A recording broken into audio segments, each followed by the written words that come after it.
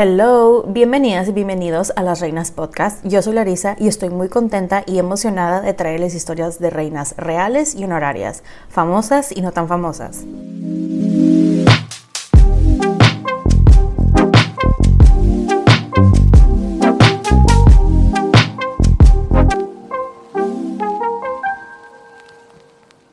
Ella es conocida como la Bruja Negra de Salem. Esta es la historia de Tituba.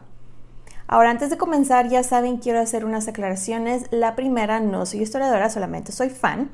La segunda, es probable que no vaya a pronunciar bien algunos nombres de personas, ciudades, etc. Así que me disculpo de antemano.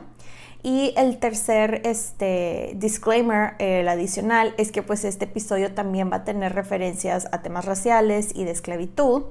Y algunas de las palabras que voy a usar, pues hoy en día no son las palabras correctas o apropiadas, pero pues eran las palabras que se usaban para hablar de o clasificar a la gente en aquellos tiempos, así que por favor pues no se me ofendan.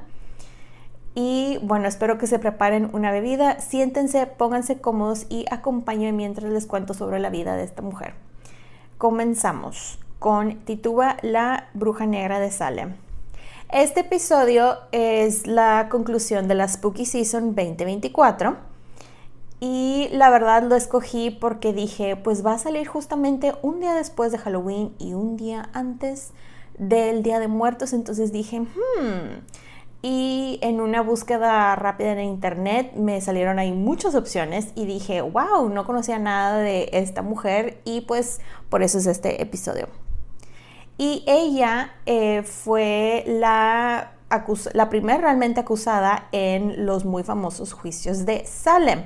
Ahora, quiero mencionar estos juicios en contra de brujas, y lo digo así como que entre comillas, realmente no fueron los únicos. Digo, creo que los juicios de Salem son de los más famosos, pero repito, no eran de los únicos. Habían juicios contra mujeres en todas partes del mundo, incluyendo principalmente en Europa, en Inglaterra, en Escocia, Irlanda, España, también digo aquí en América Latina durante el tiempo de la Inquisición. Hubo una cacería de brujas tremenda.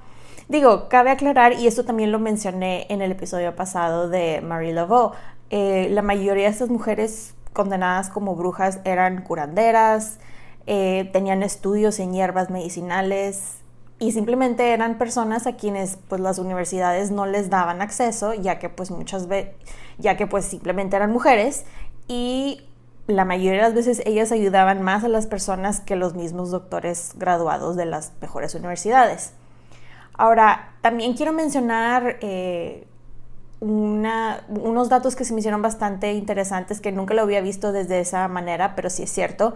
Muchas también de las mujeres que fueron perseguidas eran mujeres que para nuestros tiempos contemporáneos serían mujeres con desórdenes mentales bastante severos, y también está el hecho de que muchas de estas mujeres eran personas que eran marginalizadas.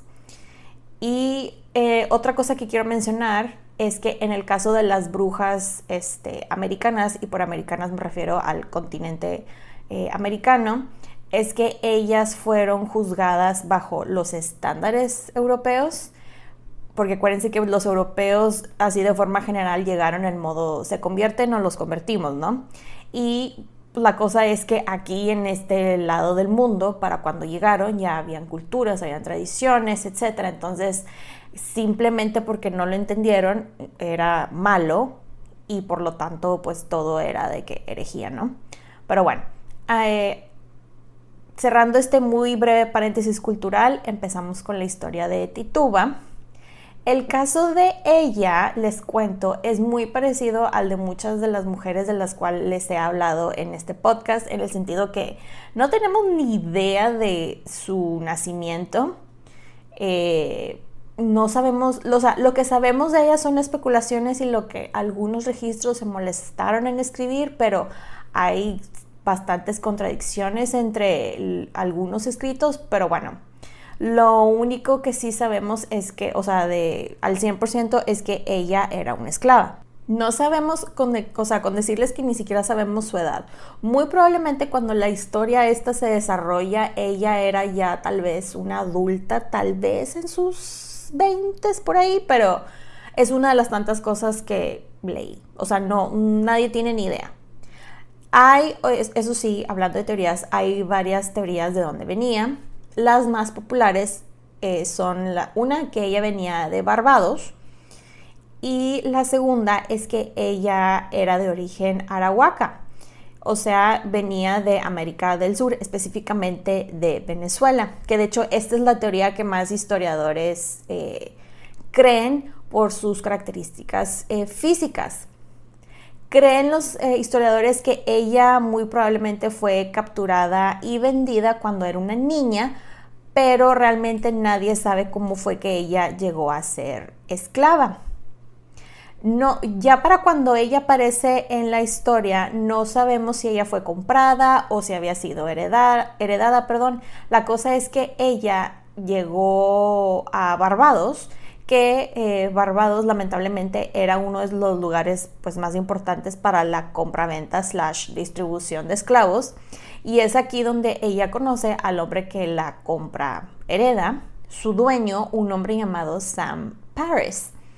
Este señor Sam Parris, quien por cierto era un ministro, un pastor, era, y lo digo supuestamente porque pues realmente no era muy bueno en eso, se la lleva a ella y a su esposo, un hombre a quien llamaban John Indian, Juan el Indio en español, y partieron hacia las colonias.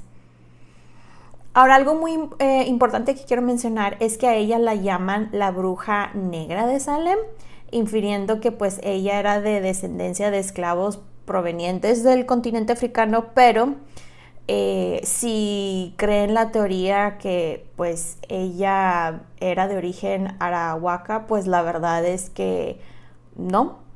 Ella tenía más rasgos indígenas, pero usan la palabra negra porque así era como los colonos describían a las personas en aquellos tiempos que no eran blancas. Que es el equivalente al concepto de colored que les comenté en el episodio pasado de Marie Laveau. Entonces, pues bueno, de hecho hay registros del juicio que la describen como india por su aspecto físico. Ahora les quiero platicar un poquito de su dueño Sam o Samuel Parris. Él, la verdad, por todo lo que leí, era un bueno para nada. O sea, este hombre tenía todas las ventajas posibles para una persona en esa época, empezando por el hecho de que él era un hombre blanco, podía estudiar y aparte venía una familia de dinero. Y teniendo todas estas ventajas, no hizo nada de provecho este hombre. O sea, él, con decirles que había ido a Harvard a estudiar, pero se tuvo que salir porque no pudo, no acabó. Y su familia le dio dinero para sus diversos emprendimientos y nada. O sea, no tenía éxito en ninguna parte. Todo fracasaba. Y su plan, digamos como el plan D, porque ya había pasado el D y el C, era trabajar como ministro, como pastor. Que era algo que la verdad no le emocionaba, pero pues tenía que hacer algo. Entonces dijo, pues bueno, vamos a intentar esto, ¿por qué no? Entonces, como les digo, se lleva a Tituba, a su esposo, y parten hacia las colonias y primero llegan a Boston. Y de Boston ya es cuando le dan como que le dicen, bueno, por cierto, Parris, te vas a ir a Salem, en este caso a Salem Village, que ahorita les cuento la diferencia, el pueblo pues, y aquí es donde te vas a ir, entonces pues buena suerte. Y pues digo, nadie le preguntó a Tituba, quien por cierto, ella era la niñera de la hija de Parris y de la sobrina de él. Ella era la encargada de ellas, la niñera / mamá / todo, ¿no? Antes de continuar con la historia, hay un punto que sí les quiero mencionar porque va a ser clave para el rato. Es que ella, por lo mismo de su situación de esclavitud, era una persona analfabeta. Entonces, esto sería algo que usaría de ventaja un poquito después. De hecho, hablando del dueño de ella, de este Paris, encontré una cita de un académico que se llama Brian Levack, que este señor escribió de Sam Paris, que dice de que resultó ser una elección desafortunada, un comerciante fracasado y amargado que resentía a quienes triunfaban en el mundo del comercio y aparte alimentó hostilidades locales. Boom. La verdad es que no a mucha gente le caía bien este señor y no tenía carácter, no sé, o sea, la verdad todo lo que leí de él me cayó muy gordo y me cae aún más gordo después, van a ver por qué. Pero bueno, volviendo a la historia, como les digo, pues llegan a Salem, se están instalando la familia, ella con sus labores, ya saben, todo eso. Pero pues su nuevo hogar está lleno de gente puritana que para ellos absolutamente todo era pecado y pues acostumbrándose, aparte que era de las pocas personas, si no es que la única persona no blanca de la comunidad, entonces pues ya se imaginarán cómo la veían, muy probablemente cómo la trataban, etc. Aquí es cuando empieza a mezclarse su historia con lo que sería después los famosos juicios de Salem. Pues resulta ser, según la leyenda, que un día Tituba estaba con las niñas que cuidaba, como les dije, ella cuidaba a la hija y a la sobrina, que la hija era Betty Paris y la sobrina se llamaba Abigail Williams. Bueno, pues estas niñas andaban en modo, Tituba, vamos a hacer un hechizo de adivinación, supuestamente. Y ella, como les había contado muchas cosas de pues todo lo que había viajado, ¿no? De forma forzada, digamos que les decía muchas cosas y las niñas así de que, oh my god, ella es una bruja, ella sabe hacer cosas, ¿no? Entonces, hacen el disque hechizo, y lo digo muy entre comillas, de adivinación, que este hechizo consistía en ver la yema de un huevo y que esa yema del huevo iba a arrojar formitas y esa forma iba a ser la forma de los futuros esposos de las niñas, supuestamente. Lo cual yo digo, creo que es más fácil ver formitas en hojitas de té y café, ¿no? Pero bueno, la cosa es que estas niñas, pues dizque se esperaron a ver formitas en la yema del huevo y se asustan porque supuestamente en vez de ver a sus futuros esposos que ven ataúdes y quién sabe qué otras tantas cosas. Cabe aclarar, estas niñas tenían 9 y 10 años, digo 9 y 11 años, perdón. Entonces, se asustan y que quién sabe qué, y la cosa es que se empiezan a poner medio locas, empiezan a gatear por todos lados, se empiezan a esconder debajo de los muebles, a contorsionarse, empiezan a gritar y a arrojar objetos, empiezan a ladrar como perros, o sea, estaban histéricas estas niñas. Entonces, pues llega el papá y el tío, el dueño, el Paris, en modo de que, OMG, ¿qué le pasa a mis niñas? Ellas no son así, entonces obviamente es de que algo está mal y le manda a hablar a un doctor. Pues llega el doctor y revisa a las niñas y les explican de que no, pues las niñas empezaron a actuar así, o sea, el doctor las revisa y cuánta cosa y les dice, pues es que mire, médicamente hablando, o sea, las niñas no tienen nada, señor, están en perfecta salud, este es un problema espiritual, ha de ser obra del diablo, lo que ellas necesitan es apoyo espiritual. Y el Paris fue de, ay Dios, ¿y ahora qué hago? Porque pues yo soy el apoyo espiritual, yo soy el pastor aquí, ¿no? Entonces la solución de él fue de que, ya sé, voy a decir que esto es brujería.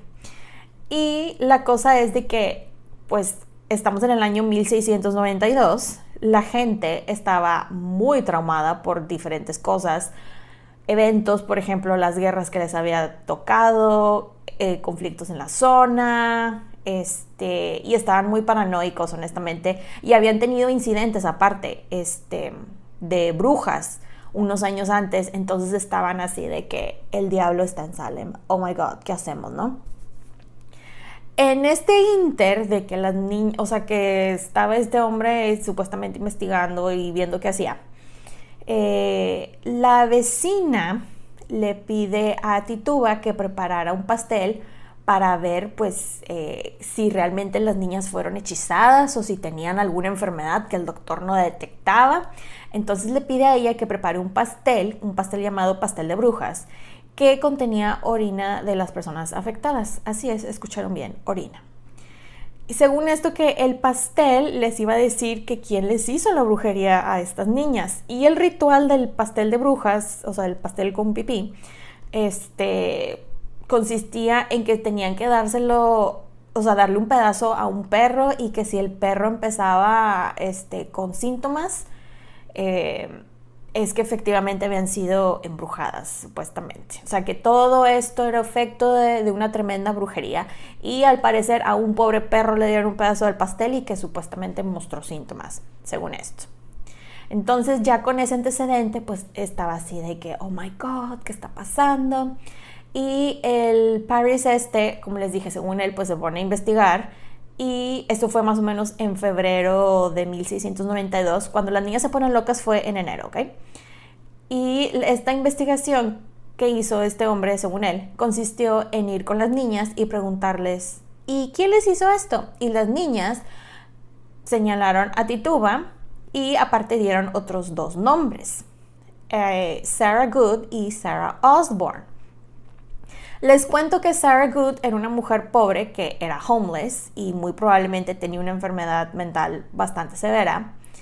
Y Sarah Osborne era una mujer ya mayor, y ella tenía años sin ir a misa porque no salía de su casa porque estaba enferma.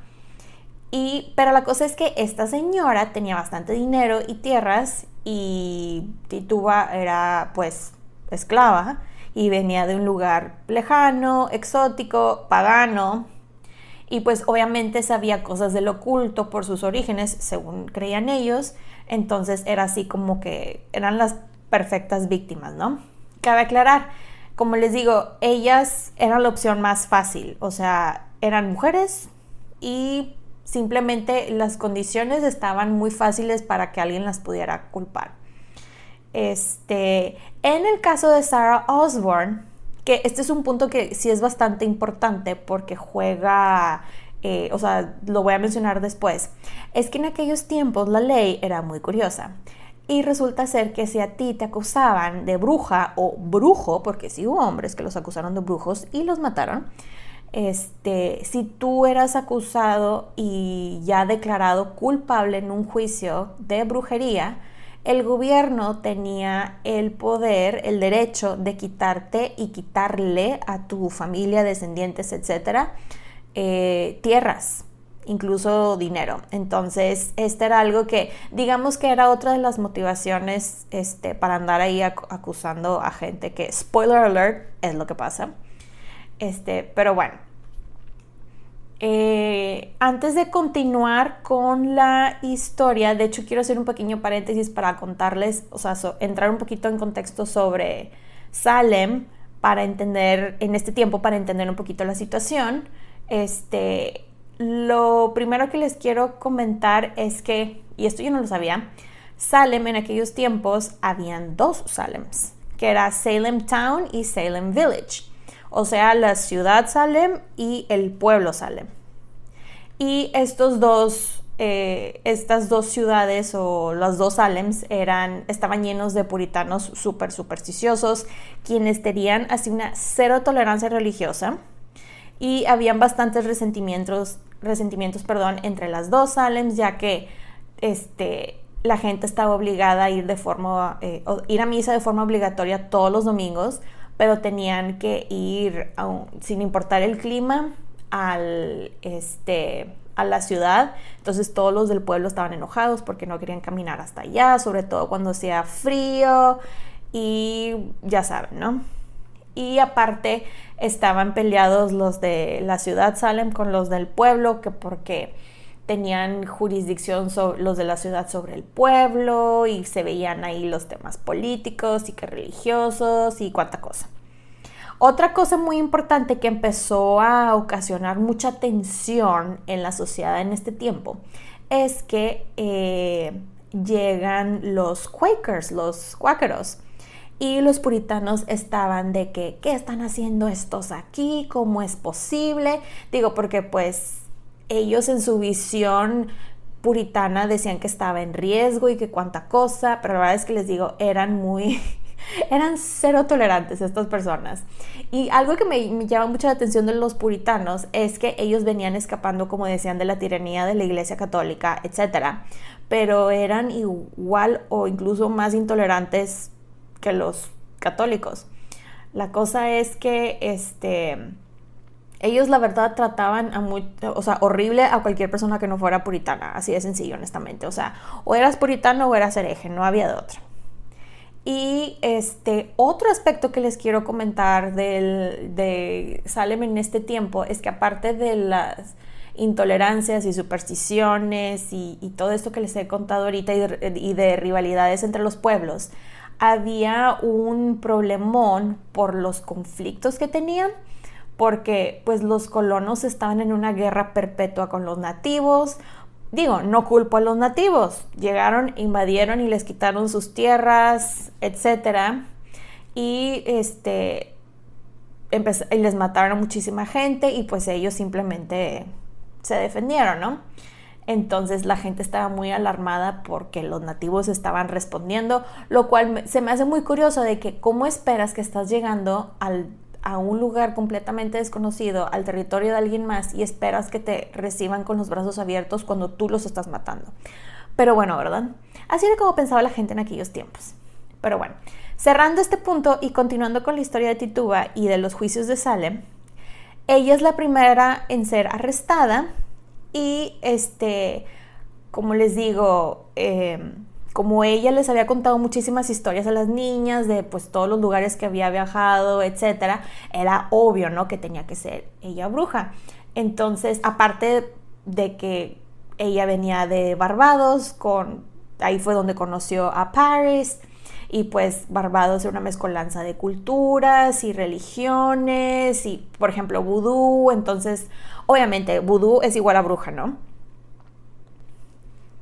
Pues ella fue la primera en confesar y básicamente, esto fue aproximadamente en marzo de 1692, y básicamente su confesión fue algo así como: sí, efectivamente soy bruja, el diablo es mi bestia. A muy grandes rasgos eso fue lo que dijo, pero imagínense así la escena. La llevan al centro del pueblo en una especie de sala de reuniones que era como el City Hall, por usar ese término, del pueblo, donde hacían reuniones, bodas, funerales, todo. Y ahí empezó el juicio y pues ella iba a confesar, ¿no? Ella inicialmente, dijo de que no, en serio, no soy bruja. Aparte está el hecho que ella para esas alturas no hablaba muy bien el idioma, entonces, pero bueno, fue lo que le entendieron, etc. Pero después le preguntan, que quién le hizo la brujería a las niñas, y ella, pues yo me imagino que el diablo. Y después dijo de que no, es que, bueno, no les quería decir, pero el diablo llegó conmigo y pues me dijo que hiciera esto. Y algo muy interesante de las declaraciones de Tituba del juicio es que ella tenía un don impresionante para contar historias, que de hecho hay una cita de su declaración que dice que la narración de Tituba era inquietantemente específica, gloriosamente vaga. Y básicamente porque habló de cosas muy específicas, pero nunca mencionó a personas, al menos no tan, con excepción de como unas 3 personas más o menos. Entonces dijo básicamente que el diablo se le acercó y que le dio la orden de lastimar a las niñas y que la iba a matar si no lo hacía, y que, y esto fue una parte muy divertida, le preguntaron que si vio el diablo y ella, claro que sí, yo sí lo vi, descríbelo por favor, y básicamente se avienta una descripción bastante vaga que dice de que pues es que mira, el diablo es un hombre alto, de cabello blanco y que usaba una ropa negra larga y quién sabe qué tanta cosa. Y y la gente estaba de que, oh my God, el diablo está aquí, puede ser cualquiera de nosotros, pero muchos historiadores creen que ella estaba describiendo de una forma bastante sutil a los jueces y magistrados que estaban presentes en el juicio. Ella dijo también en sus declaraciones que ella tuvo diferentes conversaciones con diferentes animales, incluyendo unos cerditos malitos, o sea, malvados, un gato negro y un perro negro, porque por alguna razón siempre tiene que haber en una de estas historias un perro negro y un gato negro. Cuando los pobres, pues digo, no pueden ni siquiera hablar y su único pecado fue haber nacido de ese color, pero bueno. Y también declaró Tituba que Sarah Good, ella tenía un animal que era su familiar, que era un pájaro amarillo y que el familiar de Sarah Osborne era una especie de animal que tenía alas, tenía pelos, tenía 2 piernas y una cabeza de mujer. Entonces por eso les digo de que hablaba en términos muy vagos porque pues se fumó eso, pero pues mencionó a esas otras 2 mujeres que ya habían sido, ¿cómo se dice?, acusadas por las niñas estas, ¿no? También dijo que ella firmó con su sangre el libro del diablo. Y le preguntaron, entonces sí, o sea, porque le habían preguntado, y había un libro, y ella, sí, el libro del diablo. ¿Y qué fue lo que viste? Que no sé qué. Y ella, como no sabía leer, dijo, pues quién sabe qué decía, porque yo nada más vi ahí unas marcas, pero habían otras 7 marcas, que pues de gente que firmó, pero pues yo no sé quiénes son esas personas que firmaron, ¿no? Y digo, yo creo que de cierta manera dijo eso porque sabía que pues ella no podía hacer nada por ayudar a las otras 2. Ella era una esclava sin educación y aparte pues no sabía que no iban a estar tras ella de que, a ver, ¿y quién es? Y los nombres y esto. Y pues yo creo que también de cierta manera evitando que se fueran tras otras mujeres, ¿no? Algo, como les dije, de que me llamó mucho la atención fue de sus descripciones del diablo, porque esto, cuando lo leí, cómo me reí. O sea, la gente realmente estaba, vuelta loca con la descripción y estaban convencidos que el diablo estaba dando la vuelta en Massachusetts, se apareció unos años antes en los otros juicios que tuvieron, etcétera. Entonces, sí, esta fue una parte que me pareció bastante interesante del juicio, pero bueno, continuando, después se dan cuenta, porque pues la verdad sus declaraciones sí estaban para nosotros bastante esfumadas, pero la gente estaba así de que no puedo creer lo que acaba de pasar, OMG. Pero se dan cuenta, y de hecho ella diría esto después, que Paris, el dueño, la había golpeado / torturado, y muy probablemente durante este tiempo que la estuvo golpeando, torturando, le dijo que dijera todas estas cosas o que empezara con una mentira y que de ahí fuera inventando para, ya saben, ¿no?, que le iban a creer. Entonces, pues yo me imagino que tanto ella como cualquier persona, digo, si estás en una situación así, haces lo que sea para que ya te dejen vivir y escapar de esa situación, ¿no? Que te dejen de golpear, que te dejen de torturar, etc. Digo, no la culpo. Creo que es muy fácil echar culpas, pero estando en esa situación, pues sí está muy, muy, muy difícil. Pero bueno. Ella realmente lo que hizo, según lo que cuentan los historiadores más contemporáneos, fue básicamente repetir relatos que había escuchado de otros europeos en cuanto a la brujería, lo cual me llamó mucho la atención este punto, pero sí es bastante importante mencionarlo, que ella sí mencionó bastantes de las como prácticas, entre comillas, de brujería que se escuchaban desde allá, desde Europa, que había escuchado muy probablemente en Barbados y muy probablemente había escuchado con personas en el pueblo. También declaró que las 2 Saras la obligaron a trabajar con ella, a trabajar con ellas, perdón, y el diablo también estuvo involucrado. Esta es una parte que me recordó mucho la película de Hocus Pocus porque es más o menos por esos tiempos, cuando empieza la película, porque ella dijo que se subieron a unos palos y se fueron de rol así como la versión de Hollywood de la bruja que se sube a la escoba y se va a dar la vuelta, así. Muy probablemente esa referencia viene de este tipo de declaraciones de los 1600.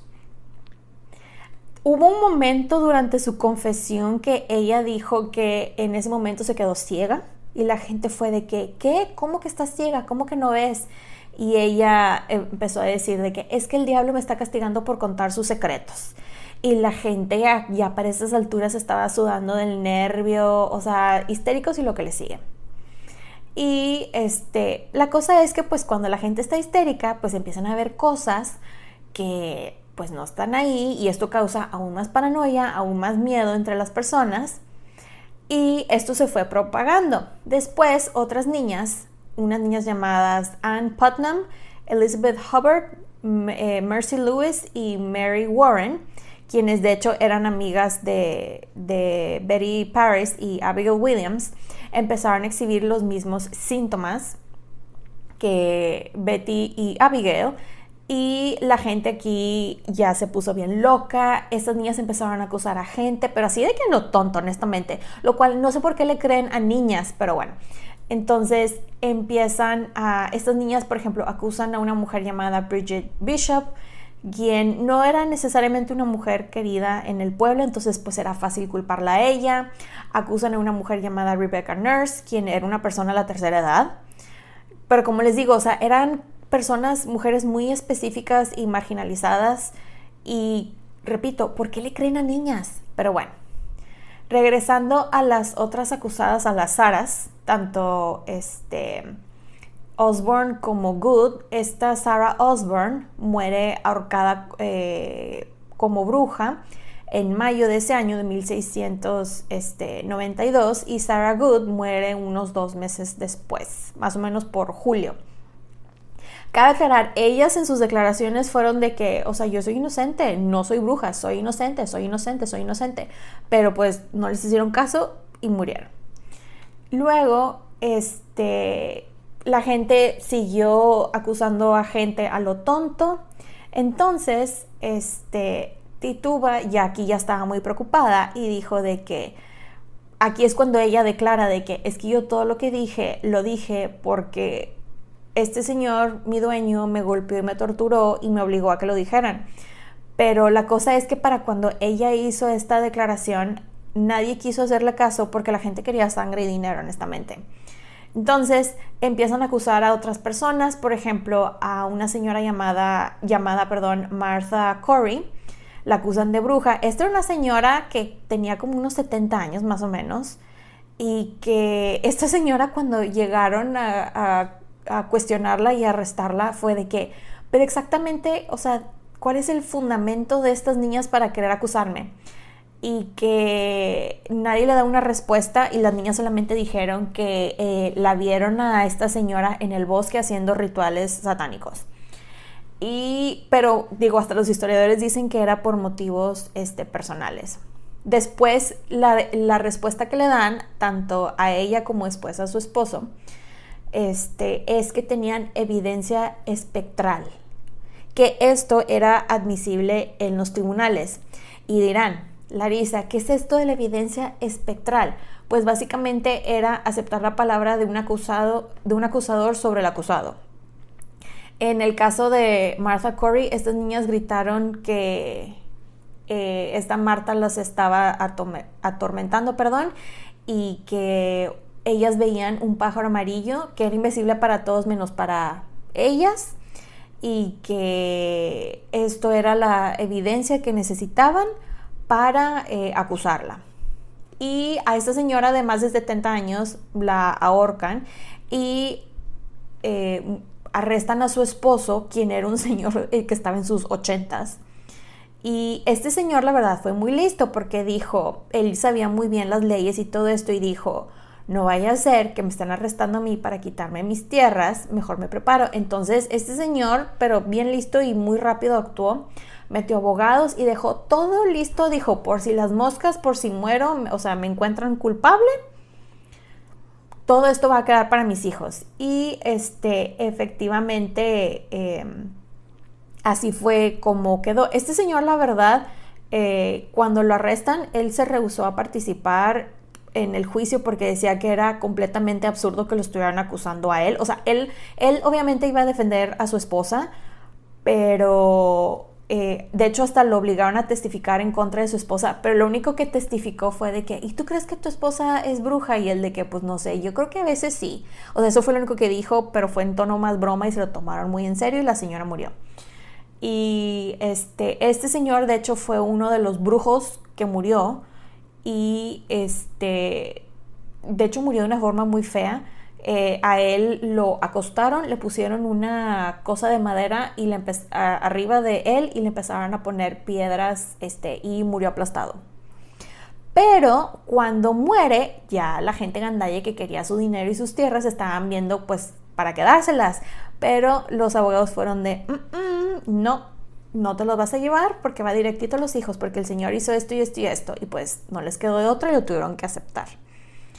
Y de hecho hay una leyenda que cuenta que cuando este señor estaba muriendo, que él maldijo al sheriff y al pueblo de Salem, de hecho, y que al parecer esta maldición todavía existe, supuestamente que porque muchos de los que han sido sheriffs han tenido de que ataques del corazón y cuánta cosa así, o sea, todos o la mayoría. Entonces está muy interesante. ¿Quién sabe qué tan cierto sea eso o no? Y ahora se estarán preguntando, ¿y a todo esto dónde está Tituba? ¿Dónde quedó? ¿Qué está pasando?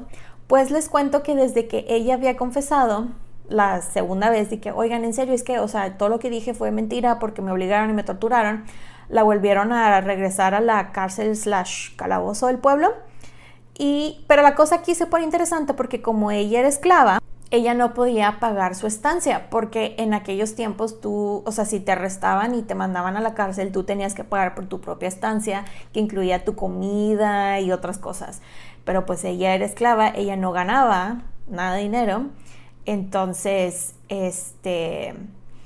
supuestamente lo que creen que pasó fue que Paris, el dueño, la sacó, la vendió y que con este dinero pagó la deuda que se había acumulado por la estancia de ella, porque al parecer ella estuvo encerrada un poquito más del año. Entonces, y aquí es cuando ella completamente desaparece de la historia. Hay otras teorías de que salió, o sea, que Paris la sacó y que ella simplemente se escapó. No se sabe si con el esposo o sola, pero aquí es cuando les digo, desaparecen los registros de la historia, etc. Y bueno, hablemos un poquito de su legado. Su historia o leyenda, la verdad es que ha inspirado varias novelas, entre ellas como la de Rachel Dyer, de John Neal, Caligrafía de la Bruja por Alicia Gaspar, de Alba, y Yo, Tituba, de Mercy Condé. Ha también inspirado obras de teatro como The Crucible, y hasta salió en American Horror Story. De hecho, American Horror Story Coven es uno de los personajes en esa serie, dice ser descendiente de ella. Y bueno, para cerrar este episodio les cuento algo que me pareció muy curioso de todo esto de los juicios de Salem y eso. Es que lo único que queda todavía en Salem relacionado con todo esto de los juicios en contra de las brujas, etc., es la casa del juez Corwin, que este señor fue el que condenó a estas personas. Y curiosamente, este edificio ahora se llama la Casa de la Bruja, lo cual no sé ustedes, pero es como una cachetada de todas esas mujeres asesinadas por este hombre. Pero bueno, espero que les haya gustado este episodio. Bye. Pueden encontrar los episodios de Las Reinas Podcast en diferentes plataformas como Spotify, YouTube, Apple Podcast y Amazon Music. Y también están mis diferentes redes sociales como @lasreinaspodcast para Facebook e Instagram y @lasreinaspod en Twitter. Recuerden suscribirse, darle like, activar la campanita para recibir notificaciones, descargar los episodios y compartirlos. Incluso pueden dejar su rating y review. Muchas gracias por escucharme y por apoyar a este podcast. Nos escuchamos en 2 semanas. Bye.